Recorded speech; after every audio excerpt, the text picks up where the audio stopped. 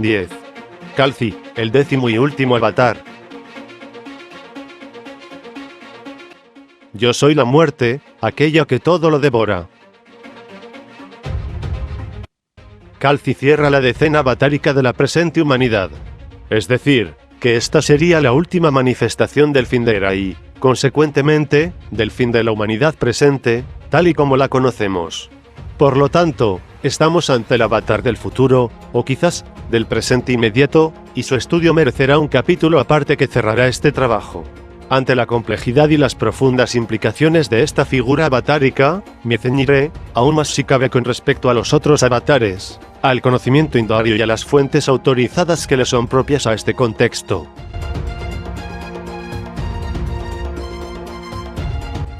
Expresión mitológica. Se cuenta desde hace milenios e incluso se llegó a poner por escrito que cuando la humanidad actual esté cerca de su final, los vivos sentirán envidia por los difuntos que ya no se encuentran en este mundo. Las injusticias se extenderán por toda la tierra, a todos los niveles, y la armonía familiar y social desaparecerá en todas las casas, en todas las ciudades. Abundarán las enfermedades incurables que atormentarán la vida de los hombres en extensas agonías. Proliferará la promiscuidad, la homosexualidad y el bestialismo. Abundarán las calamidades, los terremotos, las inundaciones y los desastres naturales. Los gobernantes serán malvados y tiránicos, de bajísima cuna, y nobles. Pocas mujeres hermosas se encontrarán. Seres humanos sin sexo, mitad hombres, mitad mujeres, gobernarán. Los hombres de ciencia servirán a los intereses de esa maldad reinante y los sacerdotes predicarán la virtud desde la hipocresía y la mentira. Los mercaderes venderán todo lo que existe en el mercado, incluso la vida humana. Los esclavos no tendrán trabajo y querrán ser gobernantes. Se matará a los fetos y a los héroes. Abundarán las guerras, los abusos, las torturas. Escaseará el agua. Abundarán los incendios. El aire estará sucio. La tierra estará enferma y dará frutos envenenados. Los gobernantes se apoderarán de los bienes y dejarán de proteger al pueblo. Los hombres ignorantes y mentirosos hablarán y serán escuchados en los 7 continentes. Los maestros puros serán condenados a muerte y tendrán que refugiarse en una vida anónima y errante hasta que sus verdugos le ejecuten. En este infernal caos en que se convertirá el mundo, todo estará gobernado por 2 Raksaras hermanos llamados Koka y Bikoka, Gog y Magog, que se repartirán todo lo que existe sobre la faz de la tierra, incluida la vida de los hombres. Ambos harán que un demonio a su servicio llamado Koli encarne como hombre, se críe en una isla y se proclame rey del mundo en la ciudad de Bisasan, Jerusalén. Los hombres tendrán que rendirle pleitesía para seguir con vida y serán sometidos bajo un régimen de control absoluto sobre la actividad humana. Desde la ciudad de Bisasan, Jerusalén, Koli someterá todas las acciones, todos los pensamientos, todos los deseos de los hombres. Sin embargo, la ambición y maldad de Koka y Bikoka les llevará a un conflicto entre ellos, que causará una guerra sin precedentes, enfrentando a sus 2 ejércitos en una contienda que arrasará las ciudades. Y en medio del fuego y el humo de esa terrible guerra, se manifestará el último avatar llamado Kal'zi, nacido 33 años antes en el Valle del León. La estela de su caballo blanco y su flamígera espada, resplandecerán en el cielo como un cometa. Kal'zi matará a Koli, expulsará a Koka y Bikoka de la tierra y destruirá a todos sus súbditos, a todos los hombres que restarán vivos como lacayos del reino de Koli. Después de acabar con toda la humanidad, a través de un Rishi, sabio, que protegerá de esta campaña de destrucción absoluta, sobre las ruinas del mundo, inaugurará la nueva edad de oro Satya Yuga. Se restaurará el Dharma. Y la rueda del mundo volverá a girar, sin nosotros. Se manifestará Vishnu en su forma de 4 brazos. Una inmensa svástica se verá desde Badrinath en el Himalaya. Todo perecerá para dar a luz un mundo nuevo que no conoceremos. Todo lo individual y pequeño morirá para que lo universal y grande vuelva a vivir. Expresión simbólica. El 10º avatar ejerce el papel simbólico del hito de final de un ciclo humano y el comienzo del siguiente. Su manifestación es el signo definitivo del fin de un tiempo, el nuestro, Kali Yuga. Ese carácter como Señor del Tiempo está impreso en la etimología de su nombre, Kal'zi, que puede provenir de Ka'ala, la temporalidad. Es importante subrayar que, a pesar de las apariencias, esta raíz nada tiene que ver con Ka. La con vocalización corta, conflicto, litigio, confusión, que sería el origen del nombre que en este mismo ciclo aparece. Koli, transliterado así, tal y como lo escucho pronunciado con vocalización corta en la primera sílaba, a. Algo parecido al de la fonética anglosajona, que a pesar de ser a en la escritura, yo escucho un sonido vocálico más parecido a o. Esta diferencia etimológica, sutil, pero extremadamente importante, entre Calci y Koli, quizás también responda al simbolismo de la confusión del ciclo. Koli es la figura demoníaca del 10º ciclo, prácticamente todos los ciclos anteriores tienen su enemigo. Pero en este caso el rival del avatar se presenta como el avatar, como un impostor del avatar, como un falso avatar. Es decir, un anticristo. Por eso es que ese Koli se proclama rey del mundo, como ya lo hicieron en su día Bali, Ravana, en ciclos anteriores, pero con el agravante de haciendo creer a los hombres que él es un avatar legítimo y verdadero, con la consecuente decepción de una lesa humanidad que tendrá que sufrir hasta sus últimos días. Ese engaño y esa decepción marcan el simbolismo de un mito que está muy bien detallado en diversas fuentes, no solo Vaisnavas, que son las preferenciales en este caso tratándose del Dasavatara, sino también en otras expresiones hinduarias, como la Sikh, que recientemente ha profundizado como nadie en esta materia a través del trabajo de varias autoridades. Pero la peculiaridad definitiva y característica del mito de Calci no es la presentación de un falso Calci como enemigo. Lo que diferencia a este mito de los otros y lo hace especial, es que la expresión mítica de Calci no sucedió en el pasado, como los 9 anteriores, sino que sucederá en el futuro. Es decir, que la interpretación simbólica de Calci no nos lleva a comprender el pasado, sino a conocer el momento presente en su relación con un futuro determinado por una escatología. Expresión geométrica matemática. Calci es la esfera y el 10. En un sistema simbólico decimal como el hinduario, el 10 representa la vuelta a la unidad, reléase primer capítulo, una plenitud de un tiempo que hacia atrás es 0, nada, destrucción absoluta, y que hacia adelante es la totalidad de un 1, como principio de una nueva humanidad. Existen varias fuentes al respecto que hablan de un único Rishi, sabio, que será el fundador de la futura humanidad. Hay otras, por el contrario, que hablan de un número plural de Rishis, 5, 7, 12, que vivirán en la Tierra tras una destrucción que marca todo el ciclo de Calci. De todas maneras, si algunos lectores están interesados en pertenecer a esta distinguida élite de elegidos, que se salvarán de la demoledora justicia impartida por Calci, quizás comprando su salvación con dinero, o con tecnología punta transhumanista, criogenia, pactos con alienígenas que contactan asegurando que vendrán a salvarles en su nave espacial. Lamento comunicarles que, infelizmente, no hay ningún dato en el Veda para asegurar que estos Rishis sean hombres o mujeres, habitantes de este planeta, mucho menos, ciudadanos modernos. Ni tan siquiera hay datos para pensar que ese Rishi, o esos Rishis, sean seres humanos.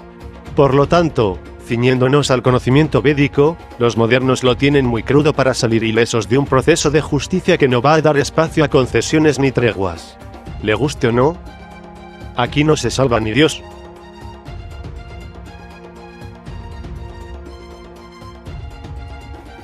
Expresión musical. El 10º y último avatar está vinculado a una aguda frecuencia llamada Akshobhini.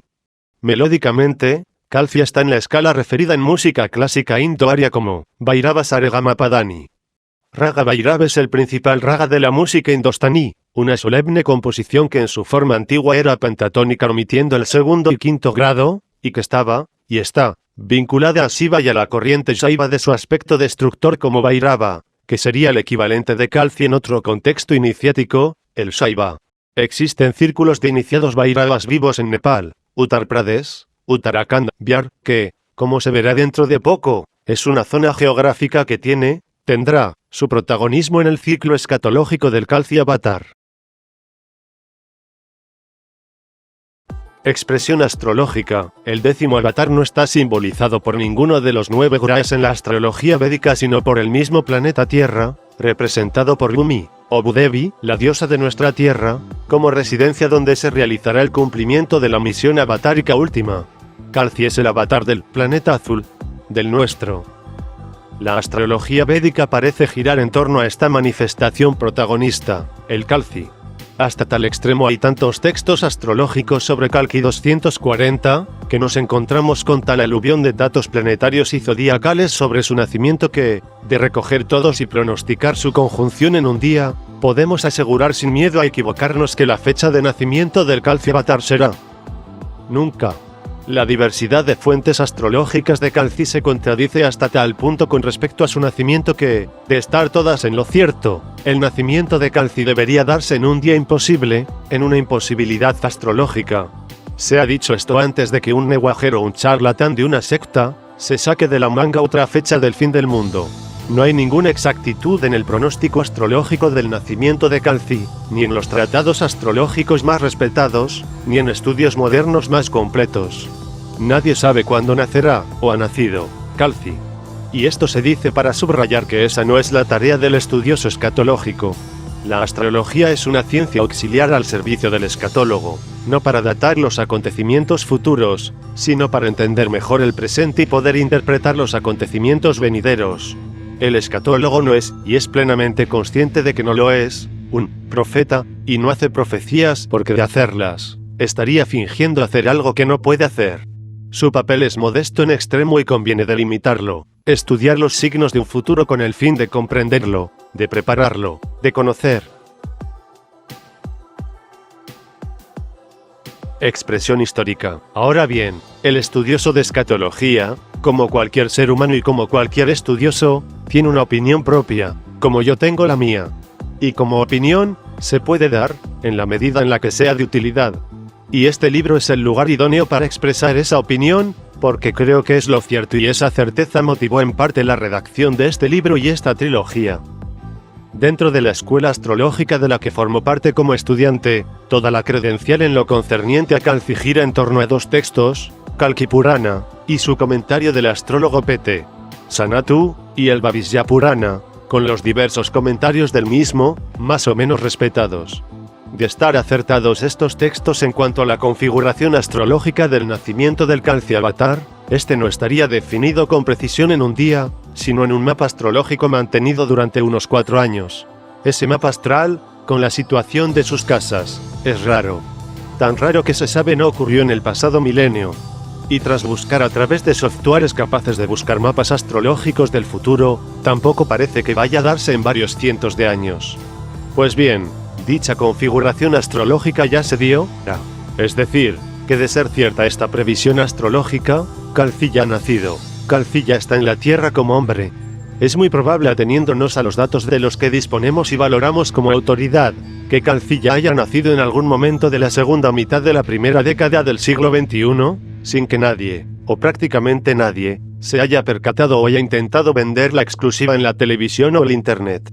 Puede ser solo una opinión, pero para nosotros Kalki ya ha nacido, y la discreción de semejante evento se corresponde a la perfección con todo lo estudiado y con el dato unánime de que Kalki se manifestará a los hombres como avatar, 33 años después de su nacimiento. Es decir, que no importa que el avatar haya o no nacido, porque los hombres comunes, entre ellos, nosotros, no lo hemos podido ver como tal, y aunque lo pudiéramos ver, no lo identificaríamos. Por lo tanto, la fecha, que no sabemos, del nacimiento de Kalki es un dato irrelevante por sí mismo, en el sentido de que no nos aporta ningún conocimiento escatológicamente útil. Eso sí, esta asombrosa coincidencia astrológica, así como la constatación de su verosimilitud por medio de los acontecimientos presentes que se agolpan como signos de algo que no solo cualquiera puede prever que va a suceder, sino que ese mismo cualquiera ya está viendo que está sucediendo, si la expresión histórica del 10º avatar ya es presente, su interpretación escatológica es una necesidad de futuro inmediato. Escatología indo-aria.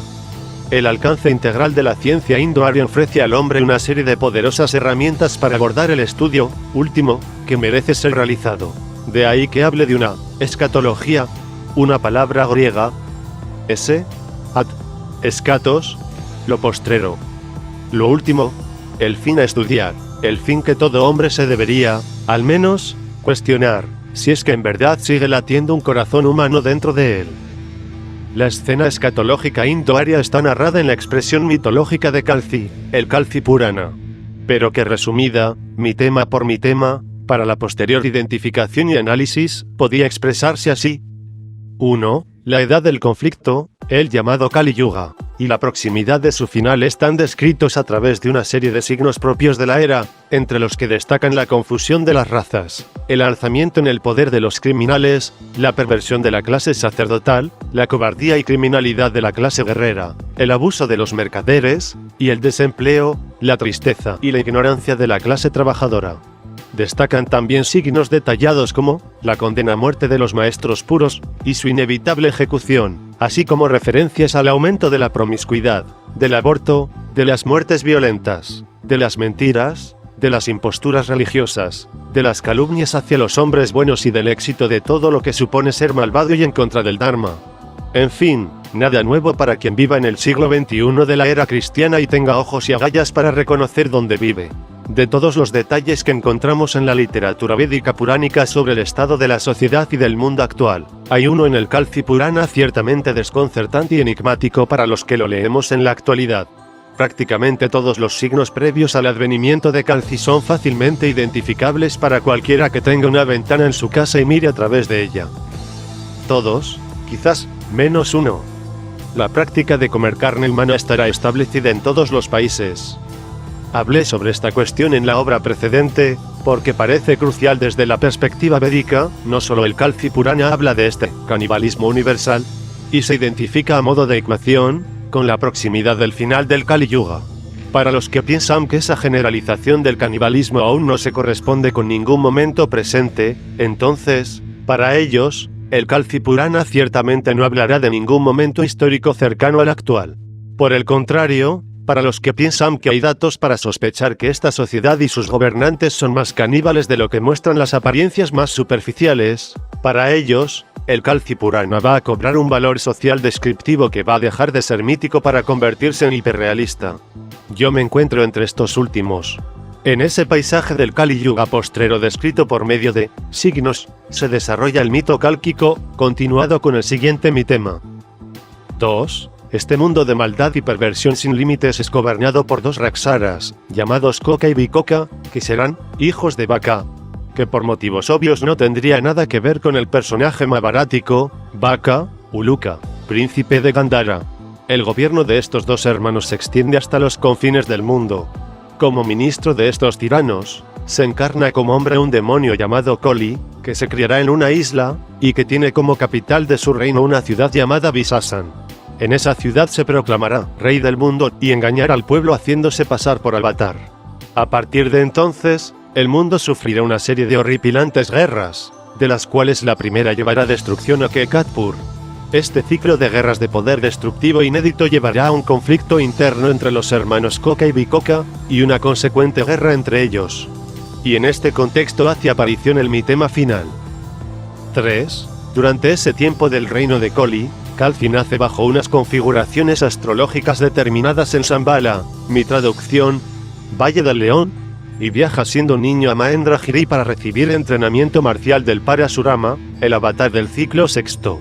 Cuando la guerra entre Koka y Vikoka estalla, entre el humo, se manifiesta Kalki, el 10º avatar, con su caballo blanco, liderando el ejército contra el imperio del mal de Koli. En una cruenta batalla, Kalki entra en Visasan y mata él mismo a Koli. Expulsa a Koka y Vikoka de la tierra. Destruye el mundo y sobre las ruinas del mismo, inaugura la nueva humanidad a través de uno o varios rishis, sabios, que viven en Shambhala. Finalmente, se retira a morir en Badrikashram. Al morir Kalki como hombre, se aparecerá como Vishnu de 4 brazos, como svástica. Esta es la síntesis del pasaje escatológico hinduario, lleno de nombres propios y referencias a lugares y reinos que nunca han existido y que parecen no existir hoy. Es decir, todo esto es un mito, en el sentido riguroso del término. Ocurre que todo mito tiene una lectura histórica. Eso es lo que diferencia un mito de una fantasía, mientras que la última no refleja nada de la realidad. El mito, por el contrario, sí que expresa la realidad, con un lenguaje apropiado al contenido metafísico que no puede traducirse como una narración convencional, una crónica, un registro histórico. Pero ante el mito de Kalki, no estamos ante una expresión mítica de un hecho histórico del pasado, sino del futuro. Y si tras el estudio llegamos a la conclusión de que ese tiempo futuro es inmediato, el mito de Calci puede darnos poderosos datos para comprender mejor el momento presente. Esa es la única función de este ejercicio escatológico, ayudar a la comprensión de un mundo moderno obtuso que nadie va a entender en su integridad si no contempla la dimensión metafísica y existencial del mismo. Entonces, tras perfilar el mito escatológico hinduario, identifiquemos los nombres propios que aparecen en él, con los nombres propios del mundo moderno. Veamos quiénes son los protagonistas reales de este mito. Identificación de los protagonistas escatológicos. Identificación de Coca y Bicoca. En el texto, en verdad, en varios textos, nos encontramos a una pareja de hermanos Raksaras de un poder de alcance global. No es en absoluto extraño encontrarse a Raksaras gobernando el mundo en el Dasavatara. Ya vimos a Bali, a Ravana. Y tampoco es raro que estos gobernantes no aparezcan actuando personificados en el mundo de los hombres. Al parecer, no solo en este ciclo sino prácticamente en todos los del Dasavatara, cuando un Raksara gobierna, lo hace desde un plano al que no accede el ser humano. Y aunque las terribles consecuencias del gobierno las sufran los hombres y las mujeres que viven bajo esa invisible mano de hierro, tendrá que venir una manifestación divina, un avatar, para que éste pueda librarles del mal. Sin intermediario divino, los hombres no tienen acceso al combate contra sus explotadores. Esto ocurre en el ciclo de Calci y en varios otros, como ya se ha visto. Sí que es una novedad en este ciclo encontrarse no a un Raksara que gobierna con despotismo, sino a dos, una pareja, dos hermanos. Hasta tal punto son hermanos que comparten raíz nominal, son Coca y Bicoca. Gog y Magog. Su etimología es ciertamente enigmática. Hay varias teorías pero ninguna convincente. No parecen raíces sánscritas y tampoco parece que tengan relación con ninguna región o topónimo indostaní. Además del dato de sus nombres, tenemos el nombre de su padre, Baka, Karta o Bakasura, que no se parece corresponder con ningún pueblo ni región del contexto hinduario de las fuentes propias. Es decir, que alrededor de Coca y Bicoca solo disponemos de nombres extraños y referencias a lenguas que desconocemos. ¿Quiénes son Coca y Bicoca? Siglos después del contexto del Calci Purana, sí que tenemos registros históricos de un pueblo llamado en crónicas Pali los Bakis, los hijos de Baka, que en las crónicas chinas se llaman Xiongnu, una tribu nómada bárbara de origen incierto, quizás Mongolia, que irrumpió en el Punjab en el siglo V de nuestra era como los heftalitas. Estos heftalitas del siglo V eran una rama de los hunos, una confederación de varias tribus nómadas, algunas de las cuales estaban avanzando sobre Europa Oriental, en ese mismo contexto histórico. Sobre esos heftalitas que estaban en Persia y el Indostán, no se sabe mucho sobre su repentina y absoluta desaparición. Hubo una guerra hacia mitad del siglo VI, que puso en acción a las tropas de la alianza turco-persa del rey Khosrau en lo que pudo ser un posible genocidio heftalita, que situó el río Amudarya y su antigua desembocadura en el mar Caspio como frontera de las dos superpotencias militares del momento. No se sabe cuántos heftalitas sobrevivieron y a dónde huyeron tras su holocausto en Persia e India, pero no pudieron ser pocos, pues era una comunidad importante, nómada, guerrera, mercenaria, con más que demostradas credenciales para la supervivencia en situaciones adversas, y no pudieron quedarse en la zona sur persa, sino en el área turca, al norte de las fronteras políticas formadas a ambos lados del mar Caspio, al este por el río Amudarya y al oeste por la cordillera del Cáucaso. Menos de un siglo después, en ese mismo contexto geográfico y con una estrecha relación lingüística e idiosincrática con el pueblo Xiongnu, hijos de Baka, aparece en la misma región del Cáucaso Norte, donde solo pudieron exiliarse los Xiongnu, un pueblo de repentina aparición, tan misteriosa como la desaparición de los heftalitas. Eran los házaros. Estos házaros seguían siendo un pueblo bárbaro, nómada, y vivían de la guerra de los otros y del comercio en la ruta de la seda. Religiosamente seguían los cultos típicos de su origen étnico, un chamanismo nómada en donde se integraban rituales de sacrificio sanguinario y brujería.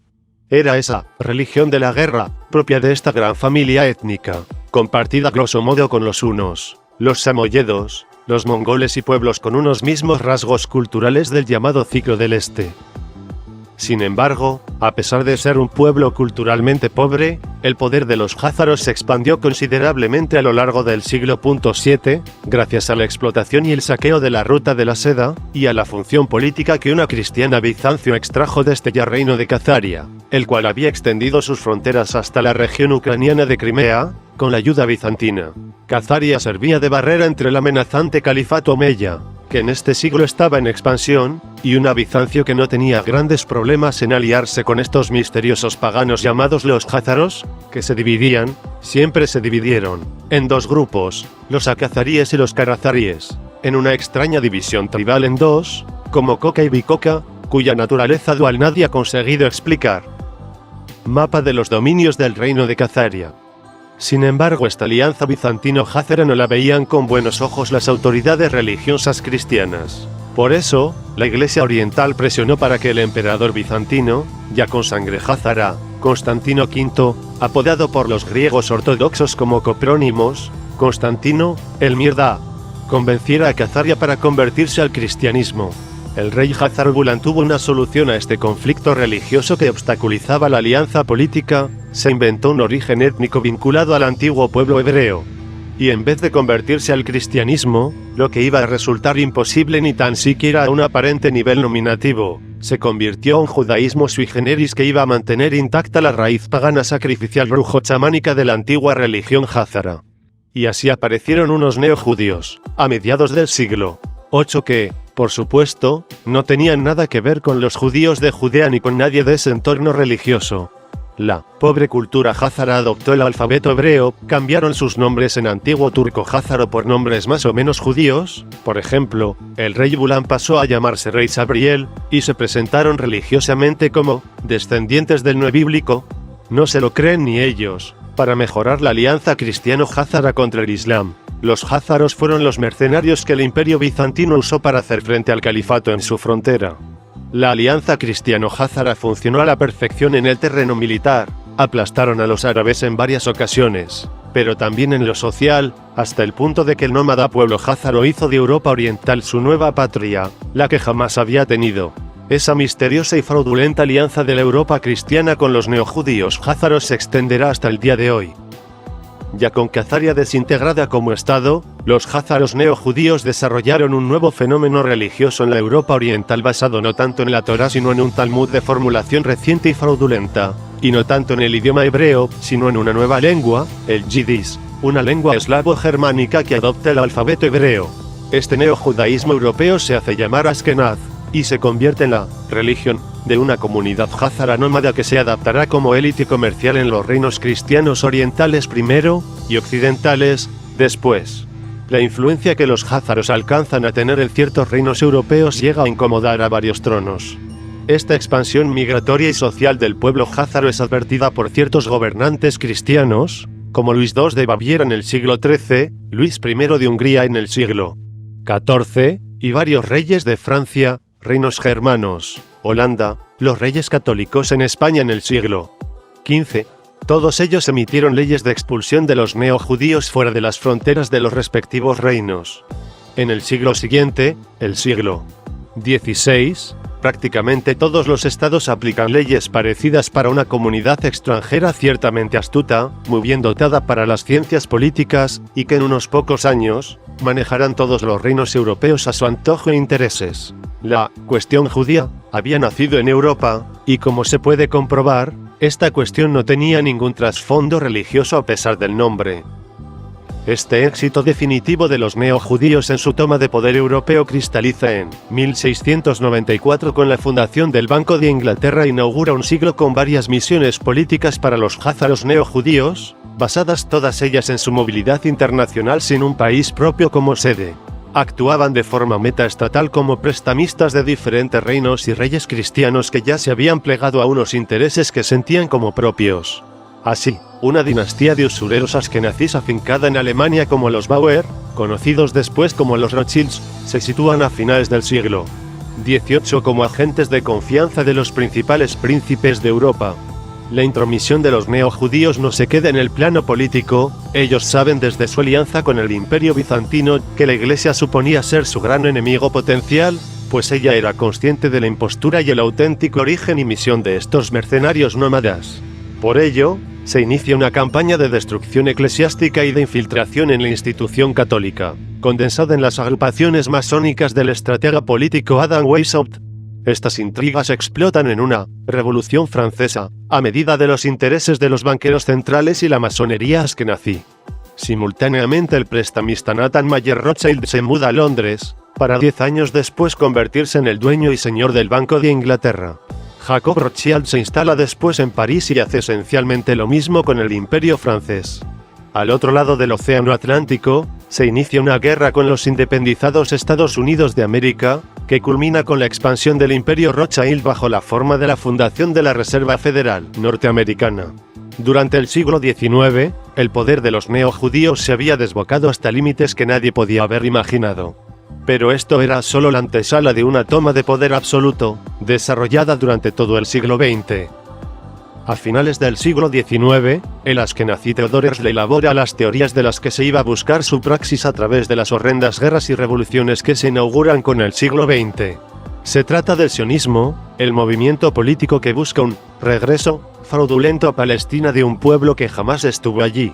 Un año después de la fundación de la Reserva Federal, se declara la guerra que culminará en una institución internacionalista controlada por los sionistas, SDN, actualizada después como un ONU, que trabajará en el subterfugio para espolear otra gran guerra 20 años después. La Segunda Guerra Mundial supone un catalizador de los planes sionistas. Finalmente se declara el Estado moderno de Israel en 1948, y se divide el poder del mundo en dos bloques de gobiernos controlados por neojudíos, dos bloques militares hermanados, como Coca y Bicoca. Estos dos bloques desarrollarán una escala bélica y tecnológica sin precedentes en la segunda mitad del siglo XX, en una revolución absoluta del control militar y social, que nos lleva a la síntesis del momento presente. Tras el colapso soviético y una teatral Guerra Fría, usada como pretexto para el desarrollo bélico-tecnológico, más allá de las estrellas, vemos ya en pleno siglo XXI, como dos hijos de Bakasura, dos entidades házaras, dos fuerzas hermanadas racial y espiritualmente, gobiernan el mundo en su totalidad bajo un régimen tiránico de control bancario y militar.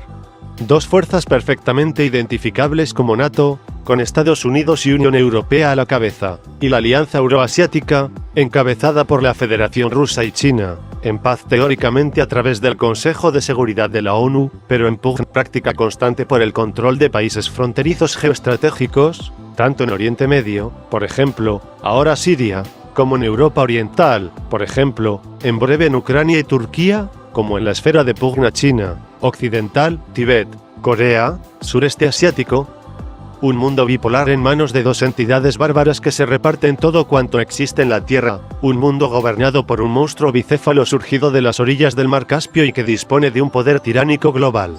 Este es el mundo de Coca y Bicoca, el nuevo orden mundial identificable, el mundo actual, el mismo mundo en donde el lector vive. Esta es la contextualización previa al ciclo de Kalki que nos va a costar identificar con el mundo actual. Después se hablará de forma pormenorizada del mundo de Coca y Bicoca y sus mecanismos tiránicos de control sobre la población mundial. Nada de esto es predicción futurista sino riguroso presente. Ahora vamos a identificar otro nombre protagonista que aparece en Kalki Purana. Identificación de la ciudad de Visasan. Según Kalki Purana y varios otros textos, el imperio global maligno de Coca y Bicoca tendrá una ciudad capital llamada Visasan, o Visasa. De nuevo, por el nombre, de etimología incierta, no podemos identificar ninguna ciudad en el mapa ni del Indostán ni del mundo. Todo lo que sabemos de Visasan es que es la ciudad donde el sol se pone desde la cumbre de Meru. Tampoco eso parece que nos facilite el trabajo de identificación, puesto que Meru, o Sumeru, es el monte mítico de la cosmología indoaria, aquel que vimos a propósito del ciclo de Kurma. Meru es el axis mundi y no se corresponde con una sola montaña física conocida. Pero sí que disponemos de algunos datos de ese eje del mundo. Meru es un concepto metafísico relacionado no con un monte sino con 108 montes de la cordillera del Himalaya. Además, Meru tiene una altura imposible para cualquier montaña de nuestro planeta, el correspondiente a más de 432 kilómetros de altura. Por lo tanto, Visasan se podría divisar en el horizonte oeste desde la cumbre de un pico situado a una altitud de la ionosfera sobre el Himalaya. Algo difícil de visualizar, hay que reconocerlo. Sin embargo, si pudiéramos elevarnos tantos kilómetros desde la cordillera del Himalaya, más exactamente desde el monte Kinnaur Kailas en el estado de Himachal Pradesh en India, donde la tradición Saiva sitúa Meru, y pudiéramos mirar hacia el oeste exacto donde el sol se pone, comprobaríamos que en esa misma línea paralela que atraviesa Asia de este a oeste, pasaría exactamente sin ningún margen de error, la capital del moderno Estado de Israel, Jerusalén. Pues a través de una predicción imposible para un ser humano, la revelación indo-aria nos dice que la capital del imperio global de Coca y Bicoca es Jerusalén. La mítica Bisasan, o Bisasa, no es otra que la real Jerusalén, Al-Quds. No es ningún descubrimiento visionario identificar a Jerusalén como la capital del imperio global de Coca y Bicoca. Se ha declarado así abiertamente por gran parte de los líderes sionistas. Uno de los primeros y más importantes, David Ben-Gurion, el primer ministro del Estado de Israel, valga la redundancia de ser doblemente el primero, ya dijo en 1949 que Jerusalén no era solo la capital de Israel y del mundo judío, Jerusalén aspira a ser el centro espiritual del mundo. Esta frase parece pronunciada por una autoridad religiosa sincretista, un universalista, pero Ben-Gurion no fue nada de eso. Ben-Gurion, un estratega sionista de origen Hazaro-Ashkenazi, declaró Jerusalén la capital del Estado moderno de Israel en 1949 y fundó dicho Estado llevando todos los órganos de poder político a esta ciudad, incluida su propia residencia presidencial. Esta era la verdadera cara del Jerusalén, aspirante a centro espiritual del mundo, del, más bien laico, Ben-Gurion. Traducido, Jerusalén como centro de poder político sionista con un alcance global.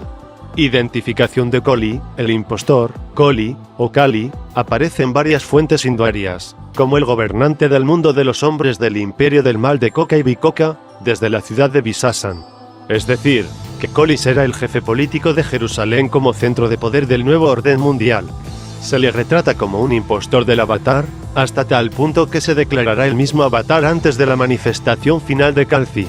Él es una personificación humana del Cronia y Yahvé así se le presenta, como humano, a pesar de un origen un tanto misterioso del mismo. No tiene padre ni madre, tiene unos poderes propios de un Raksara o Asura aun siendo humano, y parece ser casi indestructible por fuerzas militares convencionales. Sin embargo, Coli, Cali, Croni, Dajjal, es, a todos los efectos, un ser humano, pues se manifestará a los humanos como tal, y morirá como tal. Si tenemos que hacer un retrato robot de esta persona, como el gobernante sionista que será, todo parece indicar que racialmente será Hazaro-Ashkenazi. Será blanco, pues al ser un impostor de Calci, imitará los signos del Avatar, uno de ellos, es ser de raza blanca. Poco más podemos dilucidar de una figura presentada de una forma muy críptica, de la que poco más humano podemos extraer. Coli no tiene ni padre ni madre, y se va a criar en una isla. ¿Quién puede ser ese ser humano tan extraño? Hoy en día existe una serie de posibilidades para que un ser humano nazca sin padre ni madre y se le críe para ser un alto político. No resulta en absoluto imposible, pues ya ha habido, y hay, gobernantes mundiales con estas características. También existe una serie de posibilidades para que, a través de la reprogenética y la tecnología transhumanista, ese mismo ser humano tenga unas características extrañas, nuevas y sorprendentes, que pueden ser interpretadas como divinas por una masa humana que espera la llegada de un Mesías con unos signos determinados. Esa será la naturaleza de Coli, una humanidad modificada genéticamente por unos medios biotecnológicos que ya son presente. El otro dato que tenemos sobre la crianza de Coli hace referencia a una isla que, desde hace varias décadas, el círculo iniciático al que pertenezco ha identificado como Gran Bretaña. Y es cierto que esta hipótesis tiene un fundamento sólido, la mayoría de líderes y estrategas sionistas se han educado en Inglaterra. Inglaterra ha sido el gran aliado del sionismo desde 1917 a través de la Declaración de Balfour, el ministro británico que pactó con Lord Rothschild la futura creación de un Estado impostor en Palestina para neojudíos. Y en definitiva, de haber una isla en el mundo donde pueda criarse un falso mesías del sionismo, esa es, sin duda, Gran Bretaña. Hay varias hipótesis al respecto. Existen varias islas de las que hay cierto fundamento para pensar que la gestación de Coli puede estar realizándose ahora mismo. Aquí recojo 4 hipótesis, las 3 de más peso que he encontrado emitidas por otros. Australia como isla de crianza de Coli. Existe una teoría ampliamente establecida entre escatólogos de diferentes sensibilidades que sitúan la isla de Coli, no es Inglaterra, sino en Australia. Esto se debe a la presencia de una base militar de alcance global situada cerca de Alice Springs, en el centro de la isla, llamada Pine Gap, donde la CIA ha instalado el mayor dispositivo de espionaje global. Pine Gap, además de un centro de espionaje y telecomunicación por satélite de dimensiones inéditas en la historia de la humanidad, es una base subterránea donde se realizan experimentos militares de todo tipo, incluidos de control de la conducta humana y también reprogenéticos. Pine Gap es un enorme y reconocido centro estratégico de Estados Unidos gestionado por la CIA. Abu Dhabi NEAU como isla de crianza de Collie. Existen varias teorías sobre la isla de crianza del enemigo, el falso Mesías, desde la perspectiva del Islam, referido en esta tradición como Dajjal. En este libro, el ejercicio especulativo se ha ceñido a las fuentes hinduíes del Dasavatara. Sin embargo, personalmente tengo relación con escolásticos musulmanes e intercambio con ellos puntos de vista diferentes sobre una misma realidad. Es cierto que existen diferencias importantes entre la revelación islámica y la revelación hinduía a propósito de Dajjal Collie. Sin embargo, existen trabajos especulativos por parte de eruditos musulmanes que uno no puede darle espalda. Uno de esos escolásticos habla de la isla de Dajjal como la isla del actual Emirato de Abu Dhabi, una isla en el Golfo Pérsico que en los últimos años ha crecido económicamente hasta el punto de albergar en un pequeño espacio a varias sedes de multinacionales norteamericanas del lobby sionista. Abu Dhabi es un paraíso fiscal de asfalto y hormigón donde se concluirá la Torre de Babel. World Trade Center, un monumento a la ostentación del petrodólar de más de 350 metros de altura. En Abu Dhabi existe actualmente un vergonzoso turismo elitista de ingleses y norteamericanos, una red de esclavitud. Esto ya supone una buena base para pensar en Abu Dhabi como cuna de Collie, pero lo que fundamenta esta teoría para algunos musulmanes es un hadiz que sitúa la ciudad natal del Dajjal al este de la ciudad de Medina. Existen varias teorías apoyadas en este hadiz, pero en vista de cómo se desarrollan los acontecimientos, considero la de Abu Dhabi como la hipótesis más interesante. Ibiza, España como isla de crianza del anticristo, con menos fundamento religioso pero con una sorprendente verosimilitud. Un amigo nacionalsocialista español me hizo llegar hace varios años una valiente teoría que sostiene que en la isla de Ibiza se concibió al anticristo, así lo llama él, y que ya ha nacido como hombre. Es cierto que Ibiza es una isla bajo control de la élite judía española asentada en el archipiélago balear. También es cierto que la familia Chueta Matutes pertenece a Bilderberg y a Comisión Trilateral. También es cierto que en la actualidad Ibiza es una isla internacionalmente famosa por el repugnante turismo elitista que acoge, en donde las drogas, la promiscuidad y la homosexualidad están generalizadas hasta límites que ningún hombre de bien imagina. Este español me mostró varios y extensos argumentos para soportar su teoría, Ibiza como cuna de Collie, el anticristo. Sedir Adasi en Turquía como isla de crianza del anticristo. Relacionada también con Ibiza y Abu Dhabi, pues en ambas islas es fácil encontrar a dos magnates relacionados con Sedir Asadi, nos encontramos esta hipótesis sobre la isla de Collie, una pequeña ínsula en el mar Egeo cerca de la costa de Turquía. A pesar de ser territorio turco, Sedir Adasi es una isla protegida como reserva ecológica por UNEP, el Departamento Medioambiental de la ONU, y en ella, el MIT, Massachusetts Institute of Technology, institución científica que se citará a propósito de la tecnología del mundo de Collie y que fue la universidad de, entre otros sionistas, Benjamin Netanyahu, construyó una mansión ecológica llamada de Horus a través del arquitecto Ph.D. del MIT, Luis de Garrido. Se llama así porque, en efecto, su planta es el ojo de Horus en las proporciones exactas a los jeroglíficos originales, el símbolo del antiguo Egipto que adoptaron después los masones bajo el nombre de Udiat. La casa del ojo de Horus en la isla de Sedir Adasi en Turquía. Esta casa fue comprada por el magnate ruso Vladislav Doronin, novio de la célebre cortesana británica Naomi Campbell, de la que se dice es dueña de esta casa tras un regalo de cumpleaños. En fin, los lugareños dicen que jamás vieron a Naomi Campbell, apodada la diosa de ébano. En aquel lugar, de acceso restringido incluso a turistas por motivos medioambientales. El ojo de Horus puede ser de todo menos una casa residencial de lujo, pues la planta y la organización del espacio serían más propias de un hospital, un laboratorio, una clínica. Esta casa actualmente es usada por entidades ecologistas raras y organismos medioambientales que, bajo tapadera filantrópica de la pareja de Doronin Campbell, que nunca está allí, realizan proyectos que nadie ha conseguido explicar ni mínimamente. ¿Qué se está realizando ahí? ¿Qué lugar extraño es ese? Si en verdad es una casa residencial con apariencia de clínica de lujo con acceso restringido, ¿quién diablos vive ahí? Pero más allá de todas estas hipótesis sobre el nacimiento y la gestación de Koli, nada de esto importa desde un punto de vista escatológico, pues Koli no se manifestará a los hombres antes del momento indicado por el Kalki Purana. Es inútil averiguar dónde se está gestando este extraño ser humano, pues no lo veremos como tal hasta que Koli se muestre como figura pública. Koli se presentará al mundo desde Bisasan, Jerusalén, como hombre adulto, joven, dirigente político que tras alzarse como cabeza visible del poder de Koka y Bikoka, someterá a la humanidad en un paradigma de opresión jamás conocido en su historia. Ante Koli no estamos ante un mero dictador que oprime a su pueblo por medios militares, como ya ha habido tantos ejemplos en los tiempos recientes. Koli someterá no solo a su propio pueblo, sino a todos los pueblos de la tierra.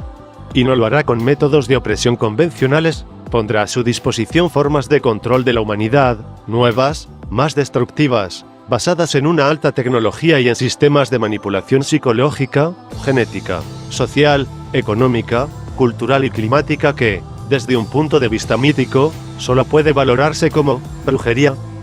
La misma brujería que se le atribuye tradicionalmente a los Raksaras, la raza de Koka y Bikoka, y la misma brujería que aparentan realizar las nuevas tecnologías con las que, incluso el hombre común, hoy puede hacer cosas que hace solo 20 años resultarían increíbles. En el punto álgido de su poder, Koli asegurará ser el nuevo avatar. O en un lenguaje más adecuado a su contexto cultural usurpado, Koli declarará ser el Mesías. El mundo de Koka y Bikoka gobernado por Koli, considerando que 30 o 40 años solo suponen ser un parpadeo en la escala temporal del despliegue de la humanidad, se puede inferir con bastante seguridad que estamos a las puertas de la manifestación de Koli, que se hará efectiva solo cuando los tentáculos de poder de Koka y Bikoka se extiendan por toda la Tierra y por todos los ámbitos de la vida humana. El ser humano no sufrirá un control limitado a la esfera política, sino que la tiranía de Koli aspirará, con bastante éxito en vista del riguroso presente, a controlar aspectos íntimos del individuo, como sus movimientos físicos, su intimidad, su actividad laboral, su identidad racial, su descendencia, y en última instancia, todos sus pensamientos. Es cierto que la guerra de Koka y Bikoka tiene también una dimensión militar convencional. Y de hecho, es importante. Por ejemplo, el Kalki Purana nos habla de la batalla que se librará en Kekatpur, como el inicio de un recrudecimiento de la guerra que llevará a la manifestación de Kalki. Varios escatólogos hinduarios han interpretado esta ciudad de Kekatpur como alguna de la actual Guangdong en China, cerca de Hong Kong. Según esta perspectiva, el estopín bélico de la gran batalla de Koka y Bikoka no estaría en Oriente Medio sino en la actual República Popular China. Sin embargo, aunque esta dimensión de acción militar convencional existe ya en un grado que la humanidad desconocía, la tiranía de Koli no solo se basará en el control de la vida humana a través de sus ejércitos, sino en medios más sutiles y más efectivos. Se trata de una guerra total, esa es la verdadera Tercera Guerra Mundial, término que uso aquí por primera vez en mi vida, y que no es solo una guerra internacional en la que las diversas identidades nacionales se enfrentan entre sí como en el pasado. Esta guerra total es un ataque del poder de Koli por múltiples frentes, no contra una nación o un país, sino contra cada uno de los individuos humanos. La Tercera Guerra Mundial es el imperio del mal, yo digo Koli, un cristiano dirá anticristo, un musulmán dirá Dajjal, un ateo dirá que es una mera dictadura global, contra cada uno de los hombres y mujeres del planeta, cada uno de ellos, individualmente, en una lucha íntima de la tiranía contra ti, contra mí, contra cada uno de los seres humanos que pisan la Tierra. El impostor proyecto Avatar, la agenda transhumanista, aunque ciertamente todos estos cacharros militares suponen una amenaza mayor y más inmediata para todos los seres humanos, hay un frente abierto en la guerra de Koli contra nosotros, extremadamente importante. Se recuerde que Koli es un ser humano producido, es decir, será humano en apariencia y en parte de su biografía, por ejemplo, nacerá, o ya ha nacido, y será mortal. Pero al mismo tiempo, su naturaleza artificial le dará un aspecto humanamente nuevo. Sobre este tema ya hablé en la danza final de Kali, a propósito del nuevo hombre y el transhumanismo. A quien no lo haya leído, yo le invito a hacerlo. Se dieron muchos nombres institucionales y propios que siguen completamente vigentes en este problema que, a pesar de la mera apariencia de unos cuantos millonarios que quieren vivir para siempre y que hacen de mecenas de unos científicos chiflados, es algo más. Mucho más Insisto, como lo hice en el primer volumen de la trilogía, el goal del Zoc no es el advenimiento de un nuevo Mesías, sino la producción, ellos dicen, creación, del mismo. Ese nuevo Mesías fraudulento será producido por las técnicas biotecnológicas y reprogenéticas del transhumanismo. Por supuesto que nada habrá en ello de divino. El concepto mesiánico y su espera es un invento fariseo reciente, sin ningún respaldo tradicional. En la actualidad, ningún judío mínimamente serio en su verdadera fe, si es que resta alguno a estas alturas, espera a ningún Mesías, en este siglo ni en el siguiente ni nunca. No son los judíos precisamente quienes esperan a este Mesías de pacotilla. Son los satanistas, son los sionistas. De la misma forma, ningún judío verdadero que merezca ser llamado así, espera la construcción de ningún tercer templo de Salomón. Esa es la coartada de esos satanistas para ponerle un trono terrestre a su idolatrada bestia. Puede sonar fantástico, pero es y será así. Collie se presentará a los hombres como un nuevo Dios, hecho hombre, un nuevo objeto político de idolatría. Y de hecho el proyecto de la producción de este nuevo ser se llama Proyecto Avatar. Así es, Avatar. La misma voz sánscrita que ha basado este trabajo. Pues eso es lo que quieren producir, un avatar, un neo-dios. Eso es lo que quieren presentar a sus súbditos, una impostura de avatar. Y así lo llaman, Proyecto Avatar, Avatar Project. Este es el proyecto más evidente y también más explícitamente ambicioso.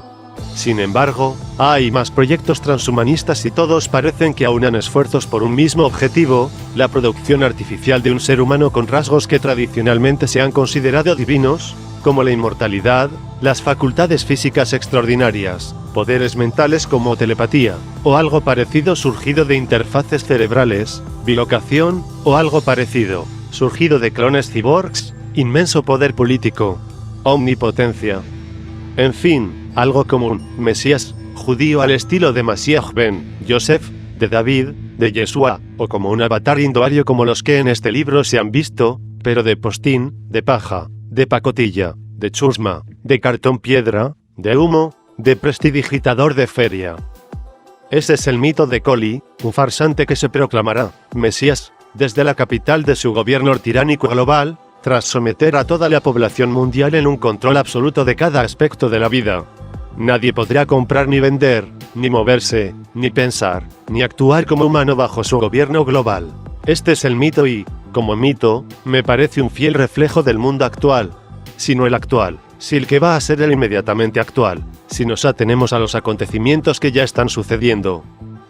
Sin embargo, esta situación infernal no será definitiva. Dentro de esa mitología hinduaria, el infierno es algo pasajero. Y ese mito de Collie, ese gobierno que vivimos, será barrido, destruido, aniquilado por un ser que tendrá la misión de arrojar toda esta morralla al cubo de la basura. Identificación de Kalthi. Kalthi proviene de la raíz Kalka, de la que viene Kalkati, que sería su voz primitiva. Kalthi, según esta etimología, es el limpiador de basura, el basurero, el barrendero.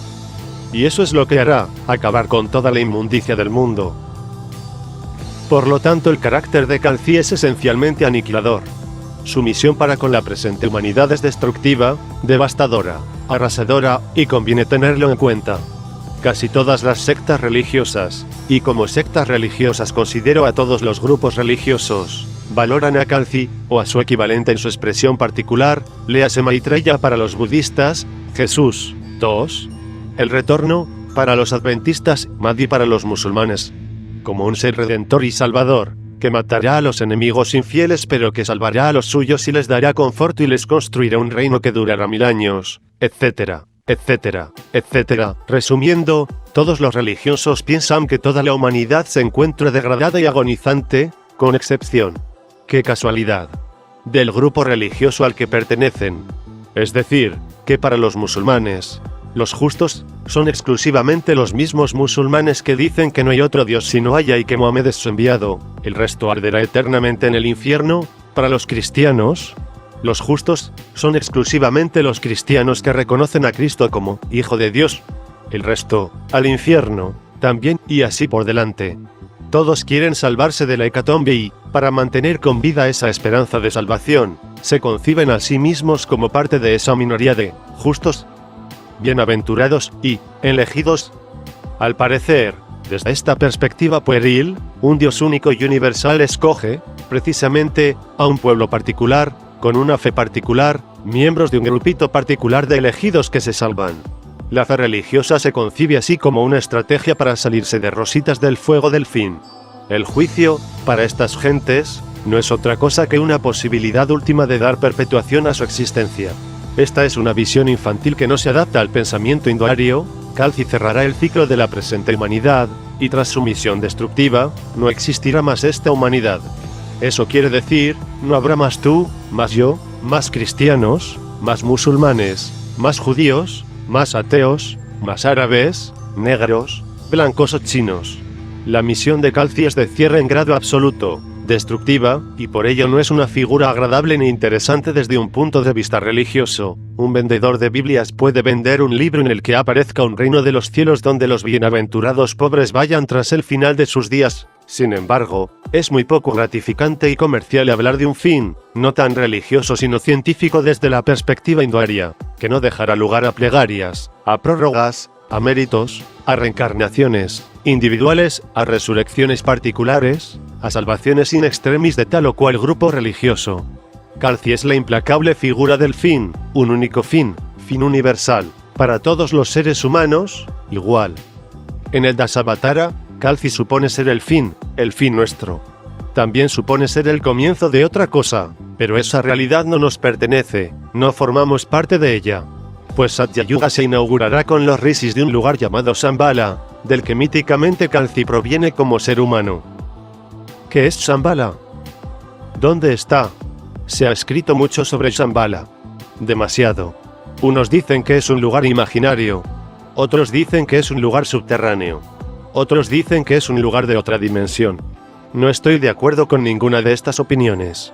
En esta obra se habla de Shambhala como lugar estricto del nacimiento de Kalki y como lugar en donde está el espíritu que inaugurará la siguiente humanidad, el Rishi o Rishis de Shambhala. Y en esas coordenadas me circunscribo para afirmar que Shambhala es un lugar concreto, físico y geográfico. Shambhala, el Valle del León, lugar de nacimiento de Kalki, está entre el río Ganges y el río Sarda, afluente del Gagara, situada en el actual Uttar Pradesh, cerca de la localidad con el mismo nombre, Shambhala. Foto satélite de Shambhala, el Valle del León entre el Ganges y el Sarda, lugar de nacimiento espiritual de Kalki Avatara. Kalki nacerá, en mi opinión, ya nacido, en esta región, cerca de Shambhala, actualmente de predominante presencia chi. Según el mito kálquico, recibirá instrucción militar por medio de Parasurama, que como ya señalé en su ciclo, opino que se encuentra en los montes Zagros, en el actual Irán. Por supuesto que esta es mi opinión personal y que puede ser discutida. Por lo demás, como opinión está abierta a cualquier error mío, nada me gustaría más que un lector me corrigiera.